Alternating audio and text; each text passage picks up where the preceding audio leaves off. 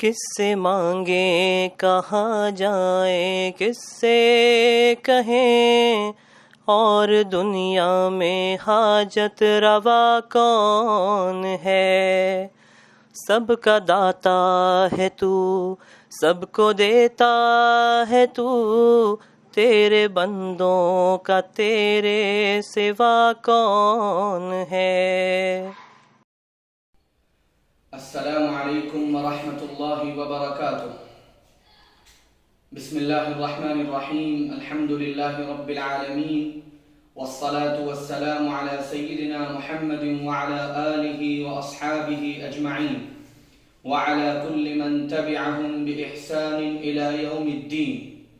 اما بعد فأعوذ باللہ من الشیطان الرجیم، بسم اللہ الرحمن الرحیم۔ إنا أعطيناك الكوثر فصل لربك وانحر إن شانئك هو الأبتر، صدق اللہ العلی العظیم۔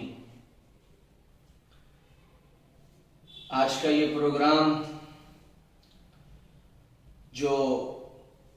حضرت الحاج سید ضیاء العارفین قادری صاحب دامت برکاتہم، امام عیدگاہ و قاضی شہر بانگر مئو کی صدارت میں ہو رہا ہے، اور آن لائن پروگراموں کا یہ ایک سلسلہ ہے جو ماہ ربیع الاول کی مناسبت سے سیرت النبی صلی اللہ علیہ وسلم کے عنوان پر اتحاد امت کے لیے منعقد کیے جا رہے ہیں۔ میں بہت شکر گزار ہوں کہ اس اہم پروگرام کے لیے مجھے یاد کیا گیا، بلکہ مجھے حکم دیا گیا کہ اس موضوع پر میں کچھ معروضات آپ حضرات کی خدمت میں پیش کروں۔ بہت لمبی گفتگو کرنے کا ارادہ نہیں ہے۔ حضرات علماء کرام کے بیانات آپ حضرات نے پہلے بھی سنے ہوں گے، اور انشاءاللہ اس پروگرام میں جو ترتیب ہے اس کے لحاظ سے مختلف عناوین پر خطابات ہوتے رہیں گے۔ میں صرف ایک خاص پہلو کی طرف اشارہ کرنا چاہتا ہوں۔ حضور اکرم صلی اللہ علیہ وآلہ وسلم کی سیرت اور آپ کی زندگی، اس نے انسانی دنیا پر جو اثر ڈالا ہے اور پورے عالم انسانی میں جو ایک صالح انقلاب برپا کیا ہے، اس کے لیے اس زمانے کو ذرا غور سے دیکھنا پڑے گا جو اللہ کے رسول صلی اللہ علیہ وسلم کی بعثت سے پہلے کا زمانہ تھا۔ جب اس زمانے پر ہم نگاہ ڈالتے ہیں تو یہ نظر آتا ہے کہ وہ زمانہ، جیسا کہ مورخین اس کو لکھتے ہیں زمانہ جاہلیت، تو وہ بالکل درست لکھتے ہیں۔ سر تاپا جہالت اس زمانے میں، اس معاشرے میں، خاص طور سے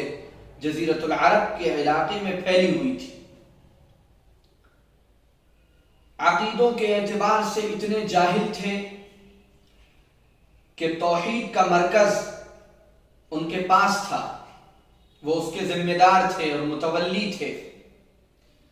کعبۃ اللہ کی تمام تر ذمہ داریاں ان کے پاس تھیں، لیکن اس کے باوجود اسی توحید کے مرکز کو، اللہ کے گھر کو، بیت اللہ کو، انہوں نے شرک کا سب سے بڑا اڈا بنا رکھا تھا، اور اپنے کو ملت ابراہیمی کا پیروکار کہتے تھے اور سر تاپا شرک میں لت پت تھے۔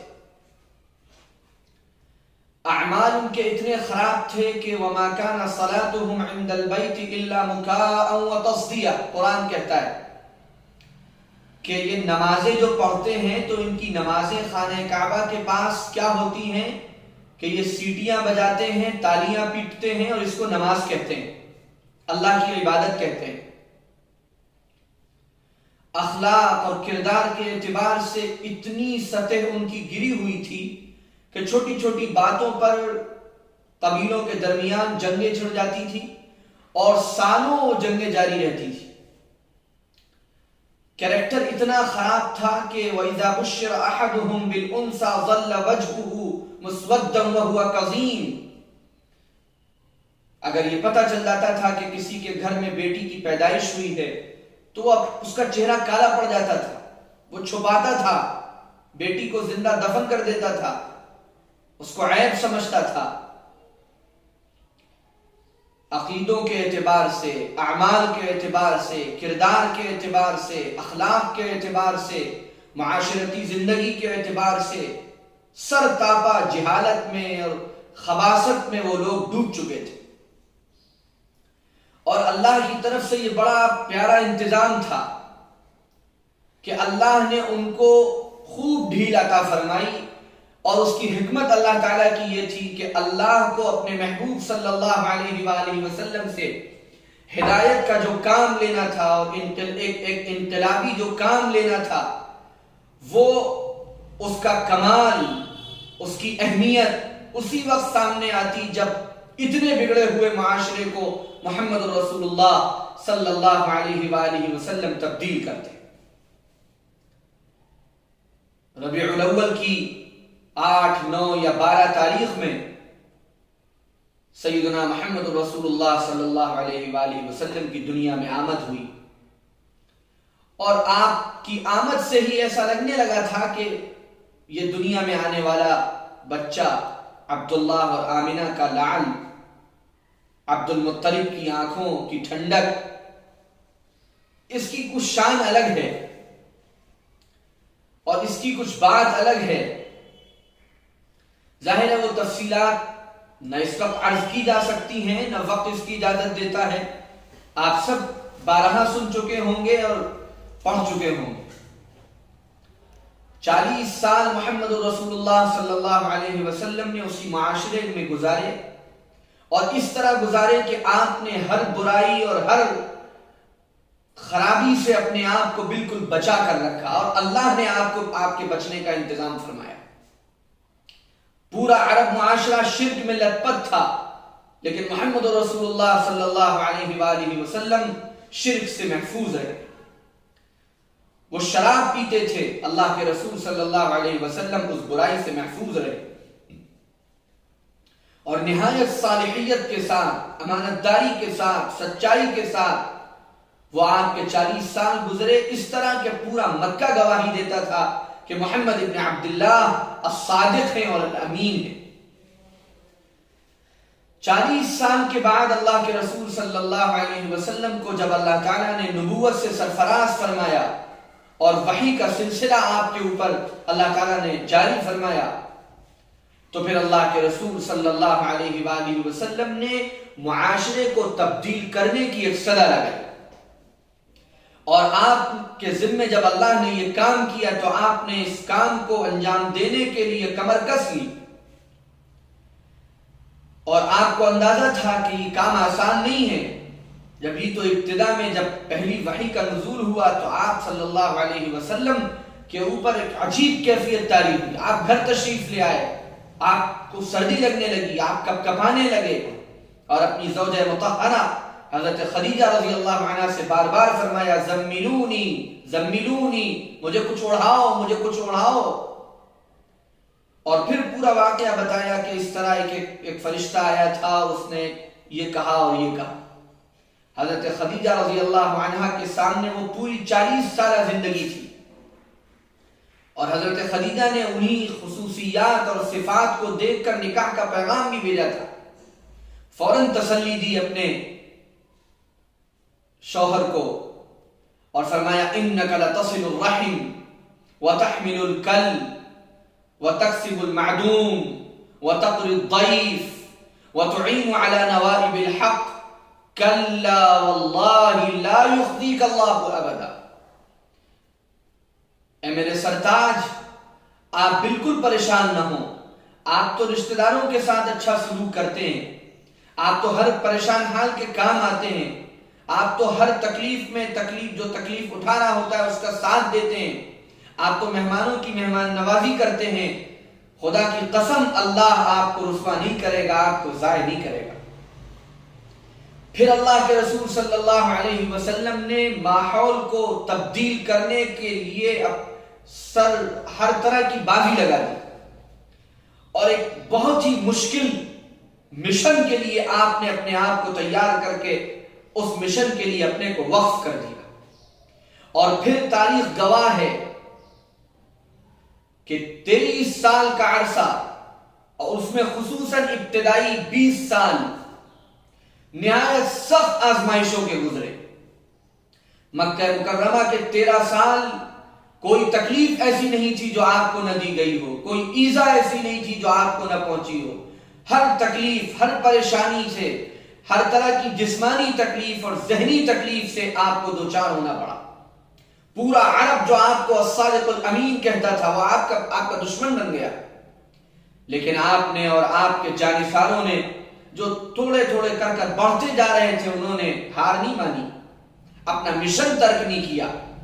بہت سے طعنے دیے گئے، کبھی کہا گیا کہ یہ تو ابتر ہیں، ان کی تو نرینہ اولاد نہیں ہے، کوئی بیٹا نہیں ہے. عبداللہ پیدا ہوئے انتقال فرما گئے، قاسم پیدا ہوئے انتقال فرما گئے رضی اللہ عنہما وعلیہم السلام. اس لیے آپ کی نسل نہیں چلے گی، جب نسل نہیں چلے گی تو آپ کا مشن ختم ہو جائے گا. تو اللہ نے مکہ مکرمہ میں تسلی دیتے ہوئے فرمایا تھا اِنَّا أَعْطَيْنَاكَ الْكَوْثَرَ، اے نبی ہم آپ کو خیر کثیر عطا کریں گے، ہر طرح کی خیر آپ کو وافر مقدار میں دیں گے.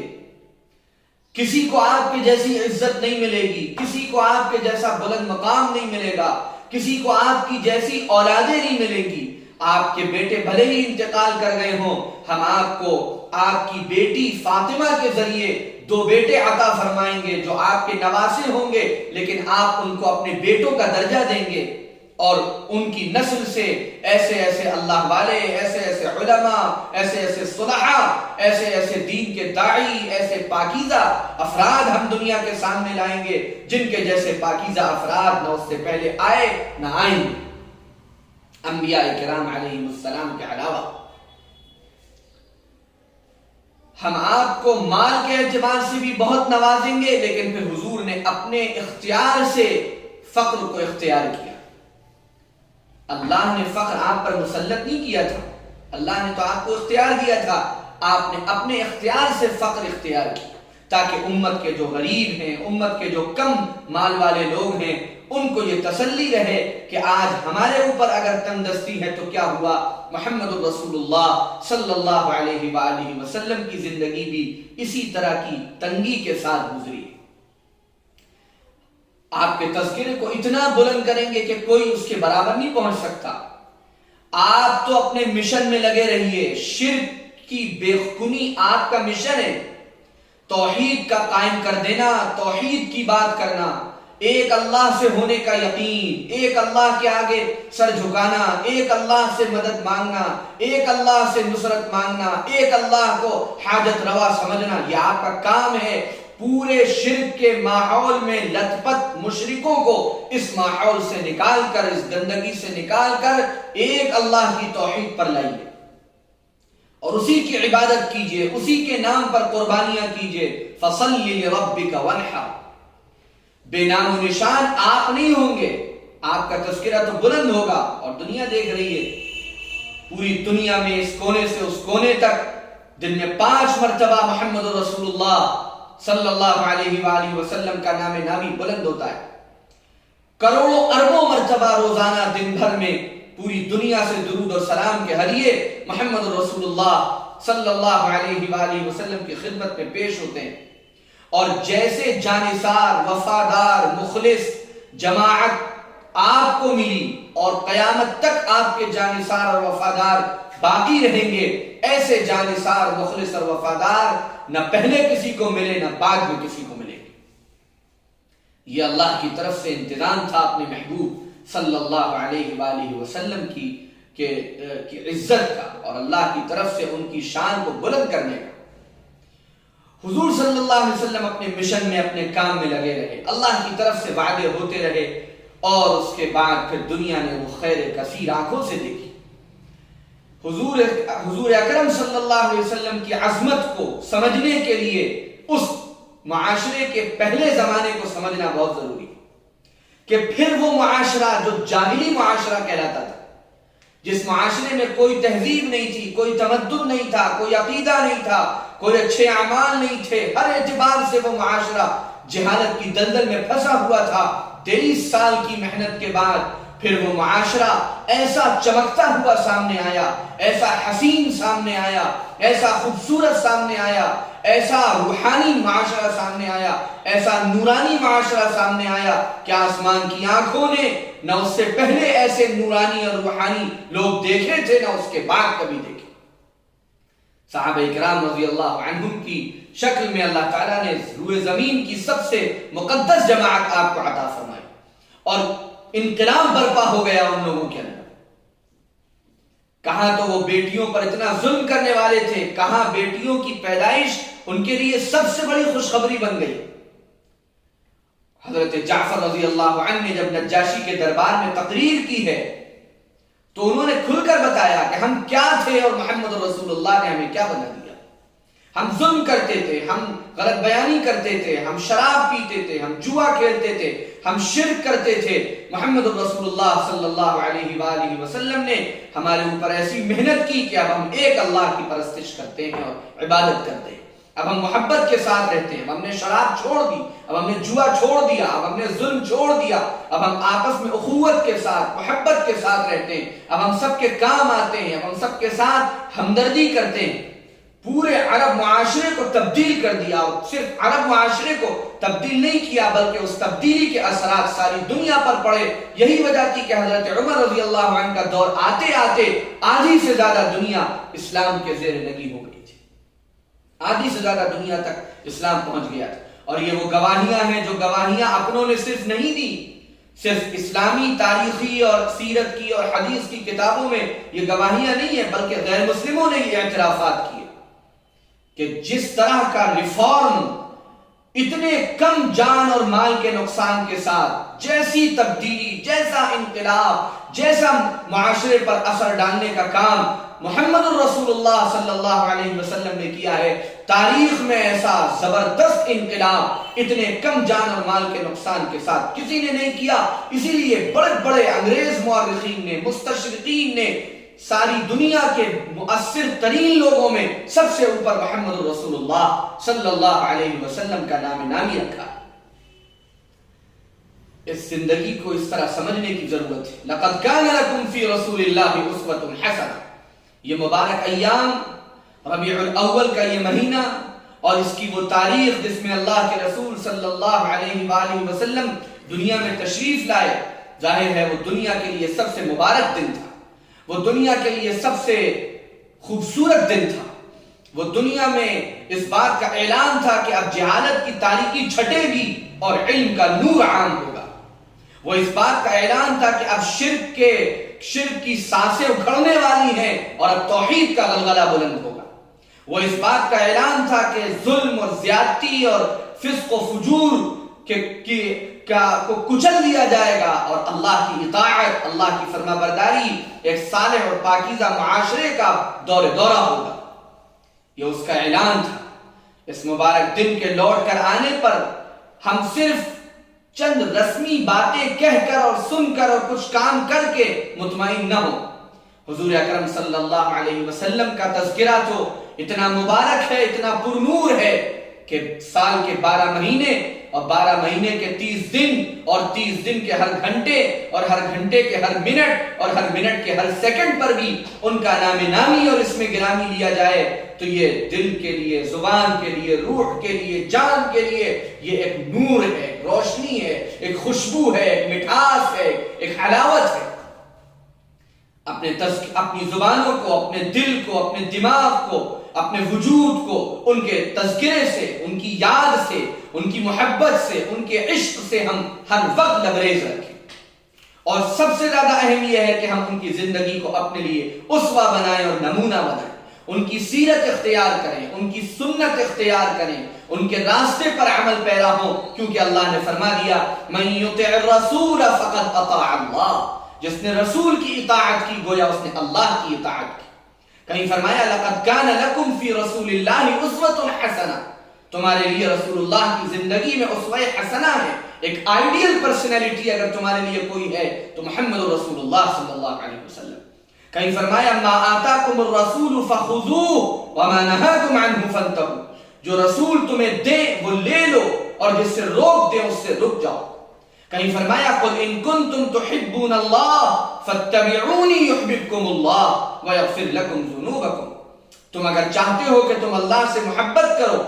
تم میری اتباع کرو۔ حضور سے کہا گیا آپ کہہ دیجئے کہ اگر تم یہ چاہتے ہو کہ اللہ سے محبت کرو تو میری اتباع کرو، میری سنتوں پر میرے راستے پر چلو، اللہ بھی تم سے محبت کرنے لگے گا اور اللہ تمہاری غلطیوں کو گناہوں کو معاف کر دے گا۔ حضور صلی اللہ علیہ وسلم نے فرمایا لا یؤمن احدکم حتی اکون احب الیہ من والدہ وولدہ والناس اجمعین، تم میں سے کوئی اس وقت تک کامل مومن نہیں ہو سکتا جب تک کہ میں اس کے لیے اس کی مال جان اولاد سے زیادہ محبوب نہ ہو جاؤں۔ آج کے اس مبارک محفل میں میری یہی عاجزانہ گزارش کہ ہم سب حضور صلی اللہ علیہ وسلم کی سیرت پڑھیں، آپ کی سنت پڑھیں اور اس کے مطابق اپنی زندگی بنائیں۔ میں بہت مبارکباد دیتا ہوں بانگر مئو کے اس مبارک خانوادے کو اور اس خانوادے کے تمام افراد کو، خصوصاً قاضی شہر اور امام عیدگاہ کو اللہ تعالیٰ ان کی عمر دراز فرمائے، ان کے فیض کو عام فرمائے اور ان کے ذریعے ان کے خاندان کے گھر کے تمام لوگوں کے ذریعے اتحاد کا یہ پیغام پورے علاقے میں عام ہو، آپس کی محبتیں عام ہوں، حضور اکرم صلی اللہ علیہ وسلم کی سیرت عام ہو۔ مجھے اس مبارک موقع پر کچھ عرض کرنے کا آپ حضرات نے یہ جو موقع دیا اور جو عزت افزائی فرمائی، حقیقت بات یہ ہے کہ میں اس لائق نہیں ہوں، آپ کا میں بہت شکر گزار ہوں۔ اللہ تعالیٰ اپنے فضل و کرم سے ہم سب کو حضور اکرم صلی اللہ علیہ وآلہ وسلم کے سچے غلاموں میں اور اتباع کرنے والوں میں شامل فرمائے۔ آپ کے اس چینل کے ذریعے تمام حاضرین اور ناظرین تک اور خاص طور سے بانگر مئو کے تمام اہل اسلام تک میرا سلام ہو اور ان سب سے میں دعاؤں کی درخواست کرتا ہوں۔ والسلام علیکم ورحمۃ اللہ وبرکاتہ۔